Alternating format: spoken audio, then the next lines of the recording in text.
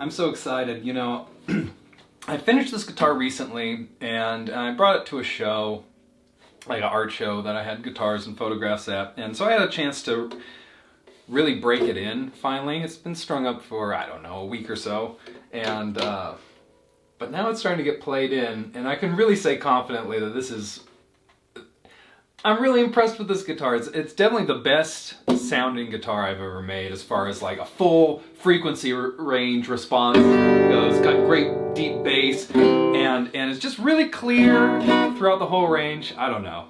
It's great. I've been playing it against some of the nicer guitars that I have in my own collection, like old cool guitars, and I love the way that's stacking up. Really, really great. So, I'm going to do a demo here, I guess, or explain a little bit what's going on with this thing, because it's a lot of new stuff I tried with this one. It's got a sound port in it. In fact, it's got my own sort of variation on a sound port where there's a hole that goes through this neck block too, so you can actually see through the whole side of the guitar. Which, you know, there are side ports in, I don't know, there's every orientation that's possible somebody has tried in a guitar. But I feel like this is my own thing just because I've been building these neck blocks this specific way for the last few guitars. And I'll talk a little bit about the way this thing's put together because it's sort of unique to me and the way I do it. Though, you know, I'm not saying I invented this way of doing it because it's not true. But you can see there's a great big neck block here. And you can see that this lower bout side comes in at the bottom and sort of glues to that surface. The upper bout glues to the top surface, and that's what gives me this cutaway.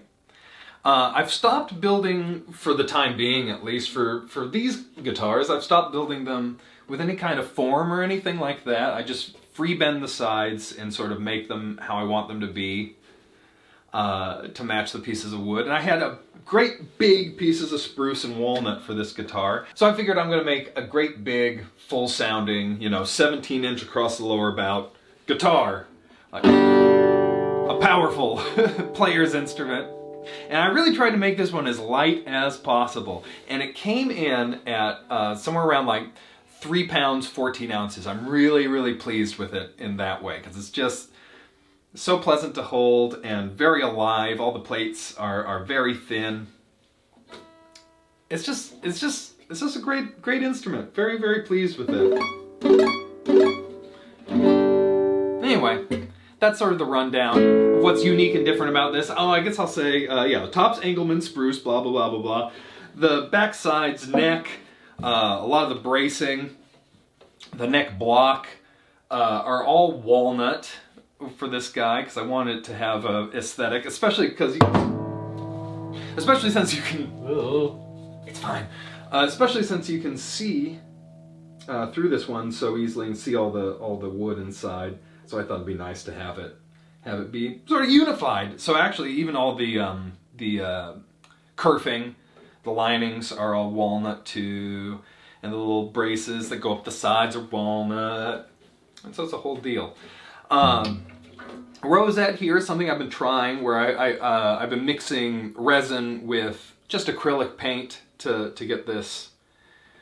But this is actually, so it's like inlaid resin, I suppose. It's sort of like those really obnoxious contemporary tables that people are making, but this is not like awful. I've got, the dots are the same sort of substance. And at the 12th fret, I've got actually walnut dots, and same sort of substance for these red side dots. And the neck mounts in sort of like the way a Les Paul or a SG's neck would set in, where it's just glued in. It's just a glued in tenon, mortise and tenon joint. And I've been doing this for a few guitars now. It started not too long ago. I started attaching necks this way because I'd seen luthiers like Danny Farrington make guitars this way, and I started to think about it, especially when I was making Orville Gibson copy, because there the neck's glued in and attaches to this very, very small piece of wood, and I was just thinking like, well, it doesn't have to, like, it definitely doesn't have to be a dovetail to hold two pieces of wood together, obviously.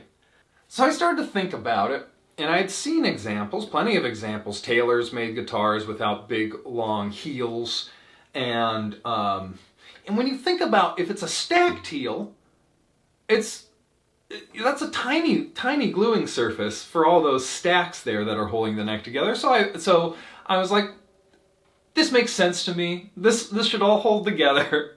And lo and behold, I've made several guitars this way, and it holds together great. And I think when it comes time, if someone wanted to reset one of these necks, it'd be pretty straightforward. It'd be like resetting a Les Paul's neck or a SG or any guitar that has that kind of set neck. You know, you just squeeze a little knife in there, get it hot, it'll come out. I always attach the necks with hide glue.